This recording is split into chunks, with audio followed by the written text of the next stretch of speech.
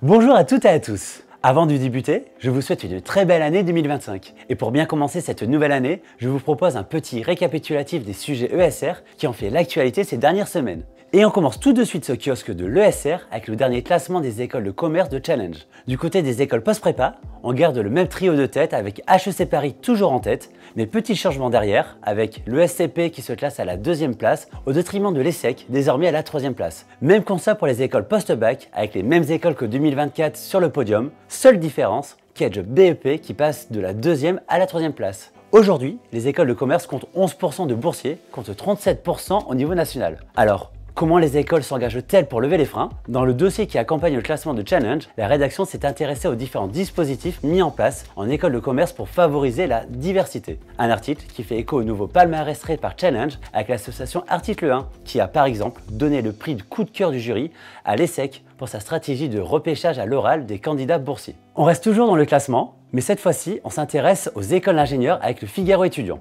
Pour ce classement 2025 des écoles d'ingénieurs post-prépa, on retrouve un podium identique à l'édition 2024 avec l'école polytechnique, les Mines Paris PSL et Centrale Supélec. Côté post-bac, l'INSA Lyon conserve sa première place, tandis que l'ESILV gagne une place pour arriver sur la 2e marche, tout comme l'INSA Toulouse, qui complète le podium à la 3e place. Devenir ingénieur nucléaire? Il n'y a pas si longtemps, l'idée ne déplaçait pas des foules d'étudiants. Cependant, dans un article qui accompagne le classement du Figaro étudiant, on apprend que les formations d'ingénieurs nucléaires font désormais le plein en 2024. Alors, comment expliquer ce nouvel engouement pour ces filières? Élément de réponse dans cet article du journaliste Éloi Passot. C'est devenu l'un des marronniers du mois de décembre. Et non, je ne parle pas de Noël, mais de Parcoursup. Depuis le 18 décembre, la plateforme est ouverte et cette année, elle a été en partie refondue, comme le souligne la journaliste du Monde, Soazic Leneve. La grande nouveauté, pour la première fois, les lycéens pourront évaluer leurs propres chances d'être admis dans chaque formation. Et ce n'est pas tout, je vous laisse le découvrir dans cet article du Monde. Pour ceux et celles qui sont déçus de leur choix sur Parcoursup, pas de panique, puisque de nombreux établissements proposent des rentrées décalées.